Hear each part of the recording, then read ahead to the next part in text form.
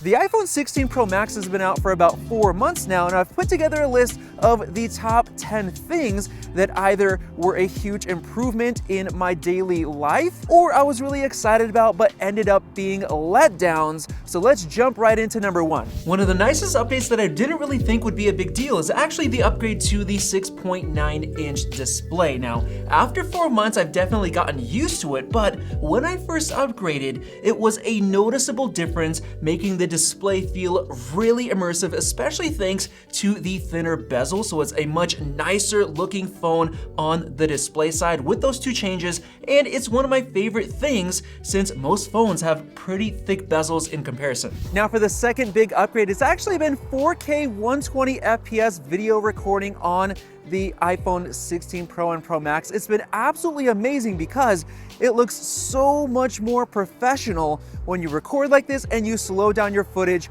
It definitely makes it look a lot better. And I've actually shot quite a few different branded videos and B-roll that we use the iPhone to film those, and it just makes it look so good. Like these examples, like here when we shot in New York on our recent trip, or this at the lake, just looks absolutely amazing with the wind blowing, and it just looks so good. Now for upgrade number 3, we have the camera control. Yes, that new button. Initially, when this first came out, I absolutely hated it so much that I completely disabled it in the settings. I didn't even want to use it at all because it seemed to get activated by itself all the time, like messing with my camera app controls by accidentally swiping it when I didn't mean to, messing with the zoom or the EV, whatever. But now I've realized that I could actually open the Blackmagic camera app with that button, which is really cool because by far this is the best way to record professional video, since you can lock down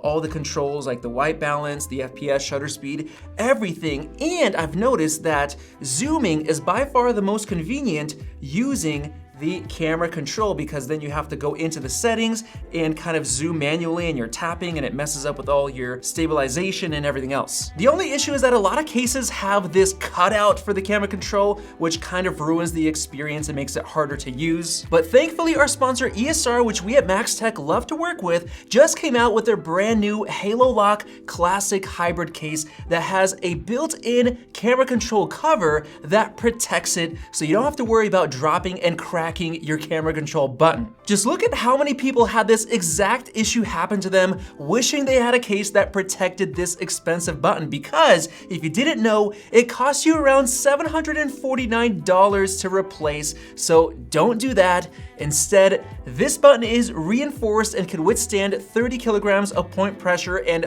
120 kilograms of total surface pressure, meaning it's tough. On top of that, this button is actually capacitive, so it doesn't affect the functionality of the camera control in any way, so you can still swipe your finger as usual, and it has a cool camera guard stand for propping it up, and of course, MagSafe support in this ultra thin case. So definitely check out this brand new case from ESR using the links in the description below. Now, of course, one of the really big standout features of this new iPhone is Apple Intelligence. And while there's not that much that really matters or has changed a lot, there is one feature that I really love. That's the notification summaries that have been so useful. Previously, when I got a really long text, I would kind of see it. I would see that it's long and I'd be like, man, I'm too busy to open it. But now the cool thing is that it gives you basically 2 sentences and puts the most important things in there. So I'll see that, hey, this is urgent. The only problem is that Apple Intelligence is also available on the previous 15 Pro Max. However, there is one feature on the new models that you can't get on the 15 Pro Max, and that is visual intelligence with the camera control button. So basically, if you press and hold the camera control, it pops up. So I'm gonna take a picture of this tree just like that. Bam, and let's hit ask. What type of tree is this? Let's see, ChatGPT, what can you do? This appears to be a leafless deciduous tree, possibly a type of hawthorn. That is really cool. we just figured out what kind of tree this is. Now for upgrade number 5, we have the A18 Pro chip, and this is a big upgrade because it's a lot less hot now, seeing as Apple added in better thermal management with those graphene heat dissipation kind of things that are on the inside. So I no longer feel the phone getting hot like I did before. Especially while playing games, the phone just stays a lot cooler and with higher FPS, which Dame Tech on YouTube has shown and proved in a lot of his videos with his awesome charts. So this is a huge quality of life improvement, especially since my display no longer seems to dim anymore from overheating issues, at least in regular situations, so that's an awesome change. Now moving on to upgrade number 6, this is one that I was super excited for, but it ended up being actually a big disappointment. That's the 48 megapixel ultra wide camera. It's actually been a huge letdown because the biggest reason I wanted 48 megapixels was because when you shoot video in low light, it just looks terrible. There's just so much noise, so I was excited for a bigger sensor. Well, guess what? Even though the megapixel count went up, the sensor size didn't really change, so it still looks noisy in the dark. And on top of that, yeah, sure, the 48 megapixel photos look a little bit sharper, especially if you zoom in, but the macro photos still look basically the same. And then in terms of regular video, the 48 megapixel 4K ultra wide still basically looks the same as it previously did when you're shooting in the daytime. Now for number 7, we have battery life, which has been absolutely amazing. It's a huge upgrade compared to the previous 15 Pro Max that I had. And now I don't even worry about plugging it in at night. It just lasts forever. Now this means I could do a lot more 4K video recording without having to charge like at CES.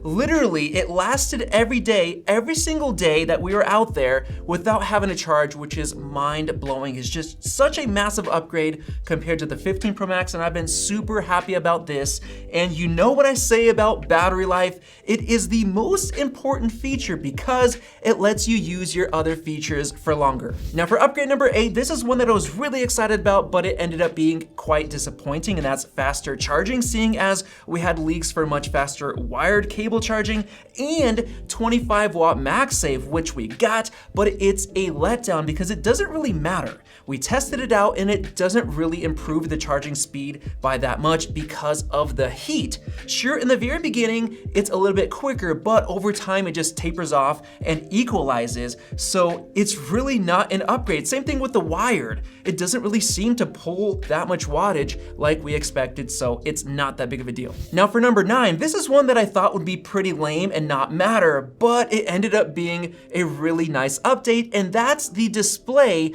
going down to a minimum brightness of 1 nit. And it's been really nice when I'm laying in bed at night, it's pitch black, and previously I would have it set to minimum brightness on the 15 Pro Max and it would still be too bright for my eyes. It would bother me and it would seem like it kind of just lights up the whole room, even at minimum brightness. But now I can turn it down and it even gets darker than I would like, so I kind of can raise it up and fine tune it. It's just really convenient and I like this a lot better than I thought, but it's not a huge deal. And finally, for upgrade number 10, this is another one that doesn't really matter that much if you're thinking about upgrading, but I've got to say, the new colors are great. Last year, I had to buy the blue titanium because that was the only one I could get on launch day due to all the ordering issues I was having, and I ended up hating that blue color, wishing that I got titanium, the natural titanium. But now this year, I absolutely love the color changes.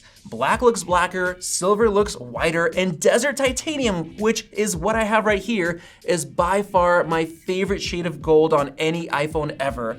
But once again, it's not a make it or break it change. Just like the new kind of softened titanium, it's nice and premium, but it's not a big deal. So here are my final thoughts on if you should wait. Well, if you already have an iPhone 15 Pro Max, honestly, just skip the 16 Pro Max and wait for the new 17. That's gonna be a lot better. Now, if you have an even older phone and it still works just fine for you, definitely wait. But if you absolutely must upgrade because let's say you cracked your phone, you have really bad software issues, or your battery's really bad, then yes, this is a very solid upgrade. You're gonna be very, very happy with it. So hopefully you guys enjoyed this video, and if you did, subscribe above because we're actually going to Galaxy Unpacked. So we're gonna do some content there, so definitely subscribe, check out one of those 2 videos, and we'll see you in the next one.